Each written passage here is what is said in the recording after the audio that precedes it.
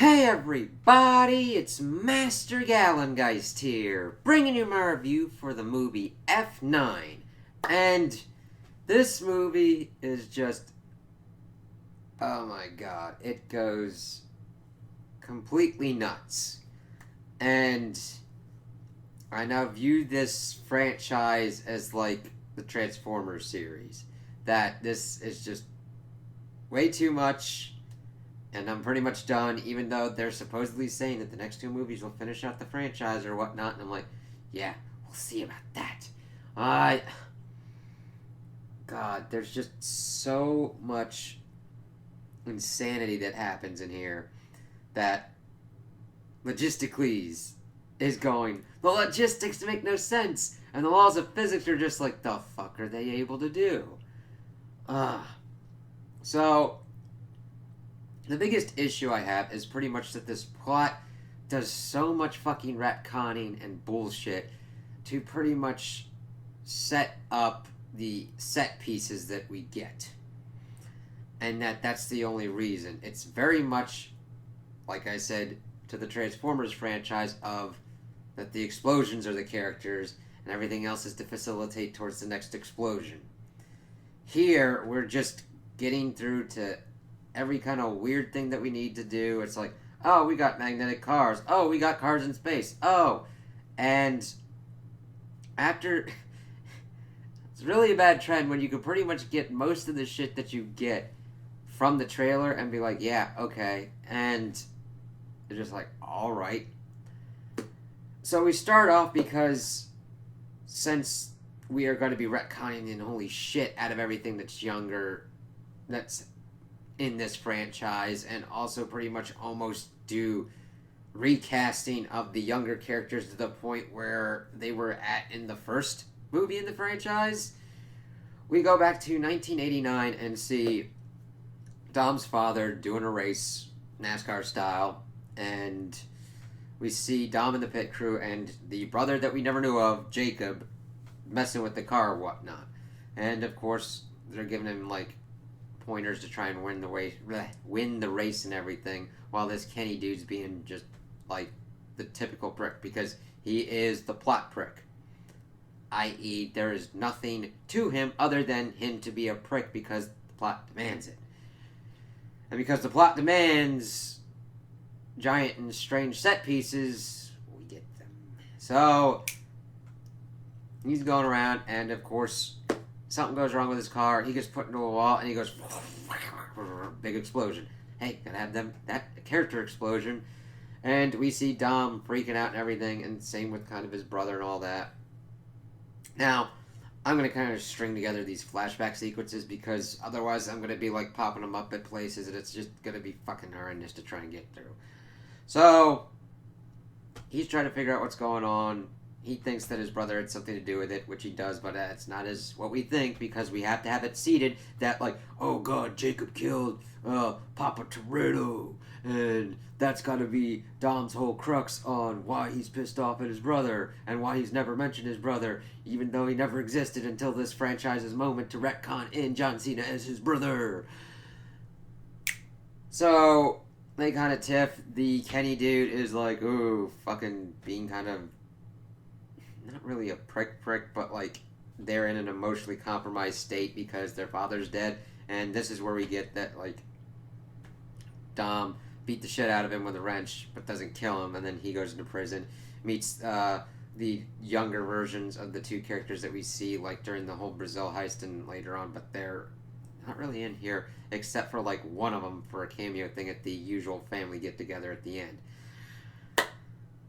Well, he gets out of prison. His brother didn't pick him up or anything, and he gets to the LA scene with the whole younger cast and pretty much decides to, hey, we'll race. And this is where we see that the brother's into Mustangs because we'd seen it in the present day that he's using a Mustang. It's like, okay, you're not showing us why he likes Mustangs, you're just showing that that's his motif in this movie. And I'm like, and I'm partial to Mustangs. I like him. I'm like, okay, morally gray kind of dude doing it. All right, fine, whatever. I don't mind it. Bad guys can drive Mustangs too. It's just like the only thing is that, oh, there's no deeper meaning, no reason. If he just likes the body style, likes how they handle or whatnot. Oh, you think that they kind of get into that since these are kind of car movies, but that's how they began. Now it's just whatever the fuck they want to at whatever the point that they want to do it at. So, him and Dom race. Dom, of course, comes out in the end, and the stipulation was that if he wins, if Jacob wins, he comes home. If Dom wins, he just drives and never comes back. So he drives, never comes back. And that's pretty much where that ends. We also get this buddy dude who was like part of the pit crew that's played by like the dude who was Merle in The Walking Dead and also Yondu in the MCU. So if you're like, who the fuck's that dude? And that's pretty much it. He's also going to be in the new Suicide Squad. Random, but whatever. So that is pretty much where that's all set up. The present day portion starts with pretty much Dom teaching stuff to his son, and then Michelle Rodriguez coming out to see what's kind of going on. Also to tell him that the water heater's broken and that's what they get for pretty much living out in bumfuck nowhere.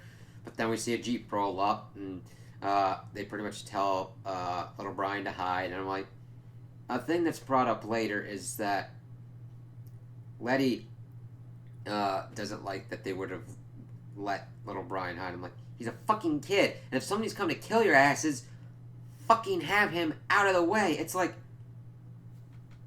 it doesn't mean you're fucking soft if you're like, I'm putting my kid in a kind of stable place so that way I don't have to worry about him if I need to fucking kill somebody to save all of our lives.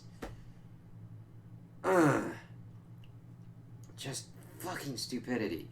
So they get out and we find out it's Roman, Tej, and Ramsey, and they pretty much got a distress call from Mr. Nobody, and that his plane went down, and they're gotta go and figure out what was kind of going on with that. Dom at first is like, no, we can't do this anymore, because we gotta get it. And I'm like, yeah, it makes fucking sense. Right? It goes into the whole hero's journey, the call to action, and all that kind of stuff. But the thing is, Mr. Nobody's in trouble, and you could probably find somebody like the whole Brian Mia situation. They could have just been like, hey, why don't you babysit? Because that was never adequately explained. Because afterwards, Dom is fucking flashing through and is able to see the Toretto cross and is like, oh, that's Jacob. He did something to go after Mr. Nobody. And then goes off. It's like, we don't have any idea what's going on with the kid. It's like, alright. Now, granted, there could have been something seeded in some random kind of throwaway conversation. I can totally get that because there are certain spots where audio's not balanced quite well, and you don't really get the full effect of what somebody's trying to say or whatnot. So it's like, alright, whatever. But at first, Letty's going off because their friends need help, and they're going to go help their friends. Of course, Dom sees the whole thing that his brother's involved and decides to go off and help him out as well. I'm like, you really need a better fucking daycare. Fucking Hobbs. Shaw. Fucking anybody. But they get on the plane. Letty's like, what? It was like your brother, right? And he's like, yeah, my brother. And they get all that kind of shit like that. So they get to the place where the plane crashed. We got pretty much getting set up for the action set piece of what's going on. They get to the plane crash. We have no really idea of what happened to Mr. Nobody. I don't know if he was killed, captured, anything. It's like, alright, cool. I guess that's gonna be a thing now. But they get in there, they Ramsey fiddles around with this thing because they were trying to get into it, but she's able to get into it fucking easily because, you wanna know why? This is the first half of the MacGuffin that the group has to fucking deal with. Now, there is a difference between something that is a plot-relevant object and a MacGuffin. Because the thing is, you usually put more work into explaining what the plot-relevant object is. A MacGuffin, you just barely put in there. It's like, oh, okay, what the fuck is this thing? Alright, let's keep going on. And then it just does whatever the plot demands it does. So, plot-relevant thing. Plans the Death Star. Why did I bring that up? Because Star Wars shit's brought up in this as well. That's not a MacGuffin. That's an actual thing that would be vital to a resistance. It's information to go and get. Here, this thing we learned that is Ares is is just a ball thing that is somehow able to hijack the code of everything that has ever been coded and let you control it. Not that something like that could not be made, but you need to do a little bit more work than it's a ball thing that lets you control all technology. Never mind the fact that code is vastly written differently, and being able to do that kind of thing would be a Herculean feat of amazing kind of fortitude that would be even more vast than what these people were talking about. You got hardware issues of even linking up if it would even be able to interface with shit like that. You got software, hardware, everything in between, and it's just like, alright, cool. Never mind the fact that this is somewhat similar to what we had in the situation with Ramsey and Cypher with the fucking God's Eye kind of thing. Kind of similar. Not that took over technology and allowed you to fucking poop out fucking hentai bots or whatnot. But a thing of that's kind of like a modular nature that is like, oh, okay, we don't know how it works, but we don't really give that much of a shit. We just want to see shit explode. Which, if we wanted to see shit explode, just title it Shit Explodes and explode shit. It'll still make money, and it'll probably make more sense. Like, that's kind of like Jackass, except that could actually work pretty well. However, they get there, and of course, the military of the region's like, eat me! And has to come into the effect of like, now we got this action set piece going on. We do get a nice little action scene where Roman isn't a complete and utter joke of a character anymore. Now, granted, in the first movie he popped up in Too Fast, Too Furious, he was funny, but he was competent enough that he wasn't like the butt of every fucking joke. And then, when of course it turned into an ensemble piece, he became the butt of almost every fucking joke. Now, the thing is, since the cast gets kind of pared down a little bit here, they actually kind of like work him a little bit better. He's still the butt of every fucking joke almost, and it's just like, alright, cool. He's like able to take out some dudes and goes kind of like crazy Rambo on one bit. I'm like, alright, that's better. He's like feeling himself to almost not get shot, but he's able to blast them as they're like rocketing, as Letty's got the fucking MacGuffin in her motorbike back pocket. So they're kind of busting around. They fucking do this thing. Here's the first thing with Logistically being like, what? And physics going, who? They get into an area with landmines. And they essentially try to follow the Back to the Future methodology of, if you go like 80 miles an hour, you can outrun the explosion before it like blast your ass off. Of course, Roman, being the ass of the joke that he is, cannot go 80 miles an hour because of the giant tank that he pretty much pulls up in. It's more like an armored personnel tank. So he kind of gets like fucked up a little bit and almost gets into another fake out death scene. There's so many fucking fake out death scenes. It's like there's 2 more movies going on, and there's like no consequences to death anymore, especially when they bring fucking Han back in. So he gets his death scare. Tej and Ramsey are like, oh, alright, cool. Letty gets kind of fucked up by Dom's brother and is able to pick it up, and he drives his Mustang and gets like picked up by a fucking drone thing. And then they're trying to get to the border, and the only thing is this rickety asshole bridge. The 3, Tej, Roman, and Ramsey are able to get across the bridge, even though they technically shouldn't have, because the laws of physics were like, fuck that shit, because the bridge was pretty much gone at that point. Dom's idea is to somehow do this fucking weird thing of pretty much blasting himself at the pillar that holds the last remnant chain of the bridge, and it somehow, miraculously, for some odd, inexplicable reason, because the plot demands it, or God's just like, fuck it, I don't give a shit, locks up to one of the wheels and is able to fucking thunder toss him across the fucking expanse of water across the border. Now, I'm fine with weird, fucked up, crazy ass shit happening, alright? But when you've taken your bullshit meter to a certain extent of like, this is our bullshit, and you just fucking like break that shit, and I'm just like, there's only so much I can handle before I'm like, nope, but continue on. So they're pretty much figuring out what's going on. They go to one of the hideouts of Mr. Nobody. Of course, they're working out everything. They bring me in for some odd fucking reason. She's like, oh, Jacob's my brother too. Alright, cool, fine, whatever. Let's try and figure out what's going on here. So, what's working out here? They figure out that the other half of Ares and kind of plot dump whatever's going on is in Edinburgh, in the UK, and they decide to go off on that. They think that Han's alive for the most bullshitty of reasons, because evidently Japan is Han's Mexico, and sends fucking Letty and Mia to go find Han. So that's where they go off. They go to Japan. They have their weird little talk where Letty's like, oh, we didn't used to be the people that used to hide. And like, I find kind of myself in this chaos and shit. I'm like, okay. Tell that to the fucking kid.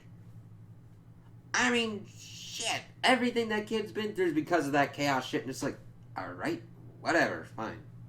And they're eating a random fucking, like, well, I say eating because they're plot vomiting, and that's a fucking thing that's annoying. I don't need them to eat for like 5 minutes, but you see this food and they're just fucking picking at it and barely eating it because of how many times they probably had to do the takes. It's just like, alright, they're like eating this random bowl of noodles. It's like, hey, look, that's the Mexican flag over there. Like, it makes no fucking sense how they're able to just do that. It's just like, alright, fine, whatever, Han's there. Alright. So, let's walk through this first. They go in there to try and find something, then some random ass motherfucking people come in because we gotta get an action scene to show how badass these people are. The thing is, I don't mind that. Again, good action scenes can show character. These are poor action scenes because of how choppy and fucking discombobulated and disjointed it fucking is, because this L character that we get introduced to, she does some badass shit. Letty does some badass shit. And actually Mia has an interesting fighting style because she really is not trained, so she's mainly doing kicks and using whatever's at her disposal, mainly like heavy pans and shit to like knock motherfuckers out. But it's so little focused on, you don't really get that much of the character of like her to like actually trying to deal with a deadly ass fucking situation. Never mind the fact that I don't know how the fuck these people found him to begin with.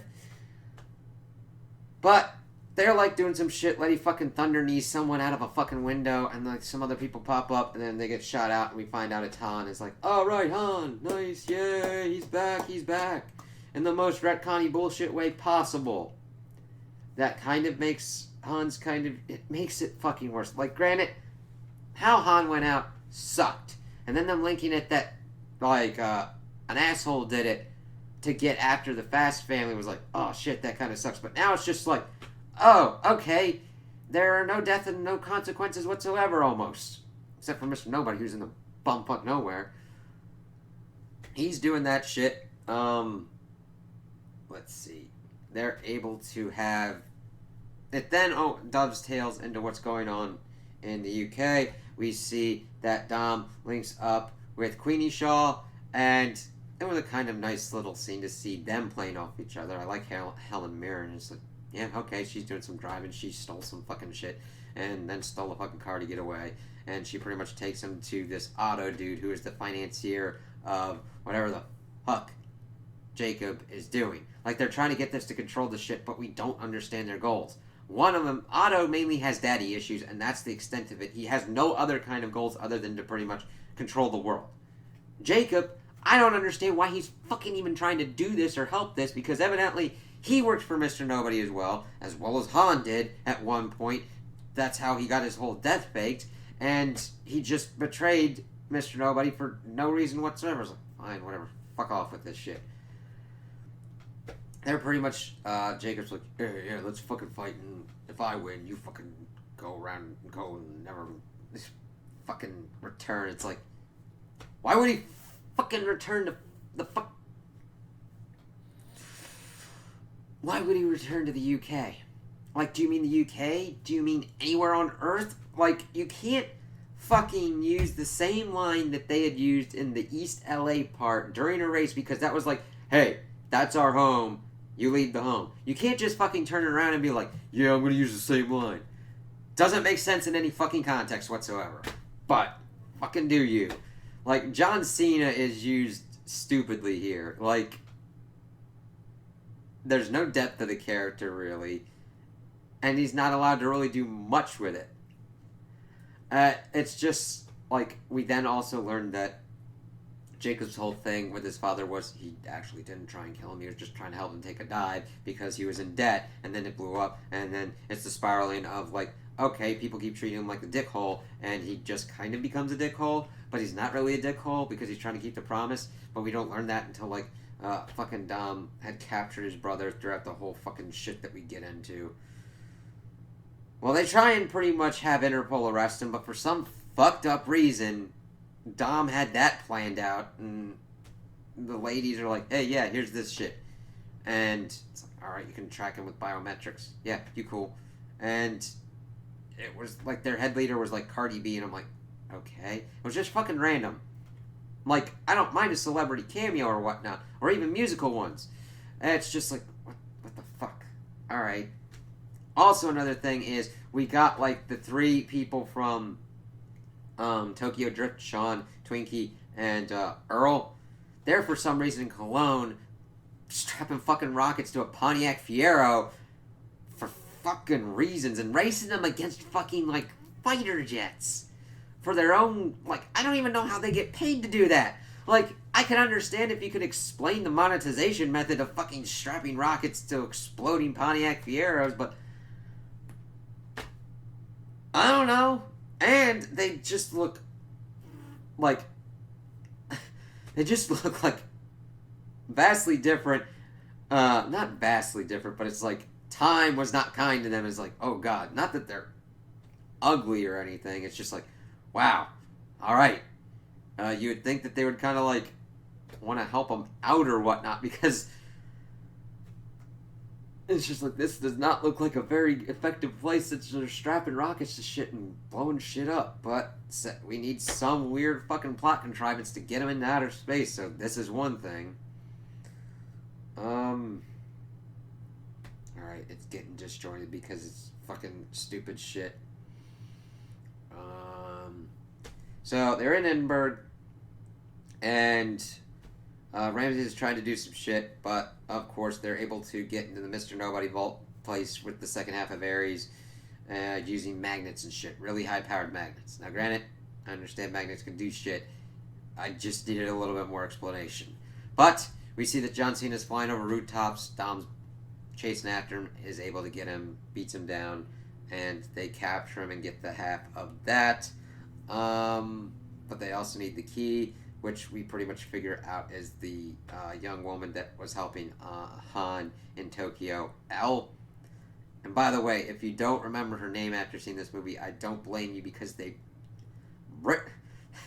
rarely kind of say her name, and I'm like, okay, I guess Elle's her name? Alright, fine, whatever.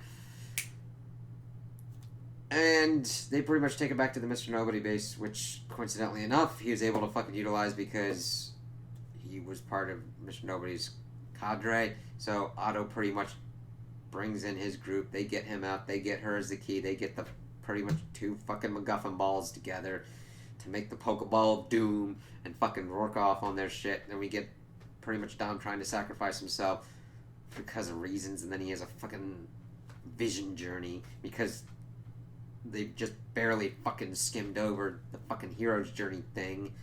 And Letty still picks him up, and he's fucking fine as shit. And then they're like, we gotta stop him. So what do we gotta do? We gotta stop the uplink, because they're gonna uplink it to a fucking satellite, because fucking Otto is rich as fucking shit and fucking blasted one off. The thing is, they gotta do two things at once, so they fucking put Roman and Tej in the fucking Pontiac Fiero and fucking blast them off to space, so that way they can use magnets to, like, take out the satellite. course, the magnets don't work, so instead they just blast their way through it and then get caught up in the way they get back to Earth is they hook up with the International Space Station, and we get a Minions joke because of what their suits look like. Yep. We also see that Cypher's involved with Otto. We get some fucking shit going on with like Star Wars references because Otto thinks of himself as Han Solo / Luke Skywalker. Fucking Cypher calls him Yoda because Yoda's a puppet and somebody's got his hand up his ass. I'm like, who the fuck? You're the one with the hand up his ass, pretty much, I guess. Because we've seen nobody else that's pretty much manipulating this motherfucker, but whatever. So, they decide to pretty much have this giant armored fucking tank thing going around as they put the Pokeball of Doom into the uploader of shit. And they're doing their shit. The fucking Dom pops up with like his magnet shit. They had gotten the info dump from like Han and shit about him doing what he needed to, hooking up with Mr. Nobody, faking his death because Mr. Nobody had worked with Giselle, and Giselle trusted Han, so Mr. Nobody's like, hey, I can trust you. Why don't you work for me? He goes to get this thing, which is the Ares thing, which is how Mr. Nobody got it in the first place. And of course, Al's parents were killed, and Han took her in. They faked his death. Blah blah blah. So they're working together to try and save El and stop the uplink and everything. So we got this giant chase sequence with some interesting kind of shit going on with the magnets. Even though I don't know how that would work, or if it would work, or how they would be able to like get everything to be targeted the way it was. But Logisticles is confused and understands that this makes no logistical sense. The laws of physics are just trying to figure out if they need to step in and pretty much do some kind of like destruction, but yet they're kind of just like confused because things are going in such weird ways. So there's pretty much back and forth as they're trying to fight and everything. Dude gets kind of blasted out of the back of a vehicle as Han and Mia are able to help get El into a safer kind of position.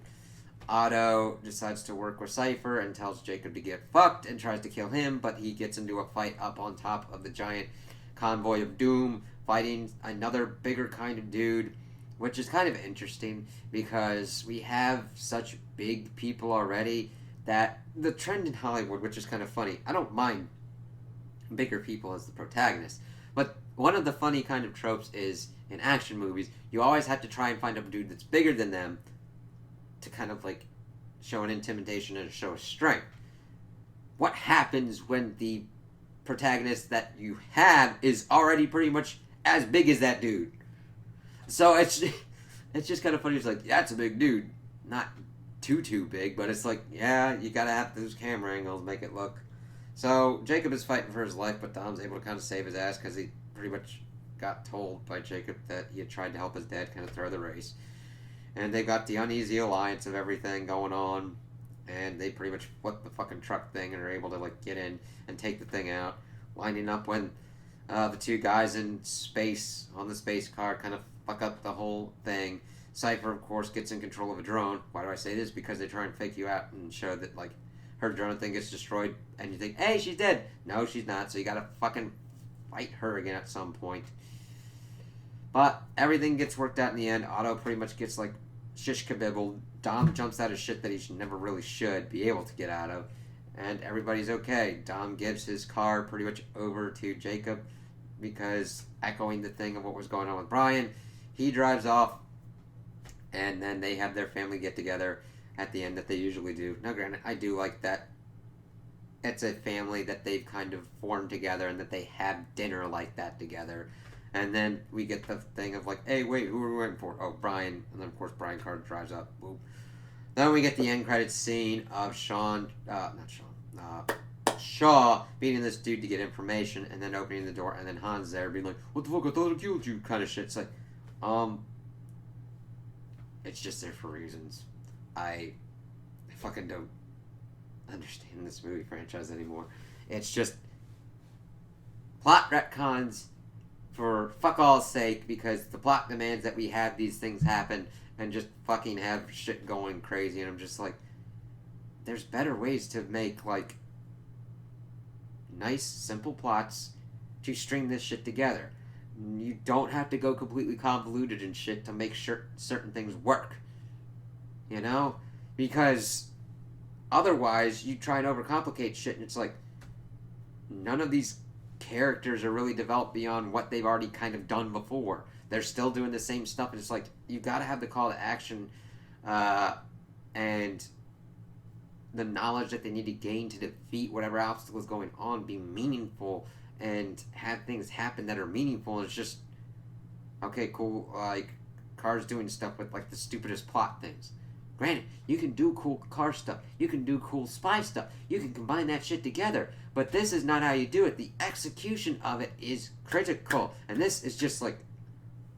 Oh. Oh, it just reminded me of, like, when I saw the last Transformers movie, like the last night one. And I'm just like, I'm done with this. It's